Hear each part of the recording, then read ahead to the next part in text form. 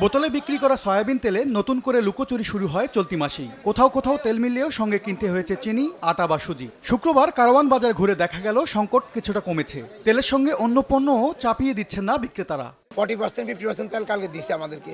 এর আগে তো একদম তেলই দেয় নাই, প্রত্যেক 2-3 দিন বাদে 5 কারণ 10 কারণ তেল দিত। গায়ে যত মূল্য আছে ওই মূল্যতে আনি আইনা আমরা ওটার থেকে কিছু বাড়িয়ে ব্যস্ত হয়। দুই একটা কোম্পানি মোটামুটি ভালো সাপ্লাই দিচ্ছে মার্কেটে, মোটামুটি ওদের কারণেই মার্কেটটা এখনো এস্টাবলিশড আছে। এখনো ভোক্তা অধিকার সংরক্ষণ অধিদপ্তর জানালো, সংস্থাটির কঠোর অবস্থানের ফলে বাজারে বেড়েছে তেলের সরবরাহ। তেলের সাথে যুক্ত যে রিফাইনারির যে বাল্কে এবং বোটলিং করেন, ওনারা একটা সিগন্যাল পেয়েছেন বোধহয় যে আমরা এই জায়গায় হার্ড আছি। আমরা রাষ্ট্রের পক্ষ থেকে যদি কঠোর হই, আইন নিয়ন্ত্রণ করি এবং শৈথিল্য না করি, একটা সময় তারা আইন মানতে বাধ্য। এদিকে রমজানকে সামনে রেখে ব্রয়লার ও সোনালী মুরগির দাম বেড়েছে কেজিতে 10 থেকে 15 টাকা। কেজিতে 2 টাকার মতো বেড়েছে আলুর দাম। তবে কমতির দিকে চালের বাজার।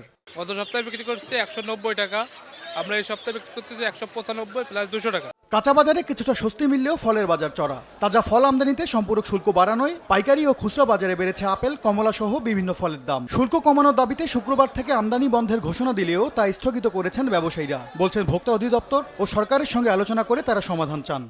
সাধারণ যাতে কষ্ট না পায় এবং সাপ্লাই চেনটা যাতে ঠিক থাকে, এবং যে এমনি ফলের দাম বেশি, আরো বন্ধ করলে আরো বেড়ে যাবে। চাহিদা থাকলেও অতিরিক্ত দামের কারণে বিক্রি কমে গেছে বলে দাবি ব্যবসায়ীদের। তাদের শঙ্কা, আসছে রমজানে লোকসান গুনতে হবে তাদের।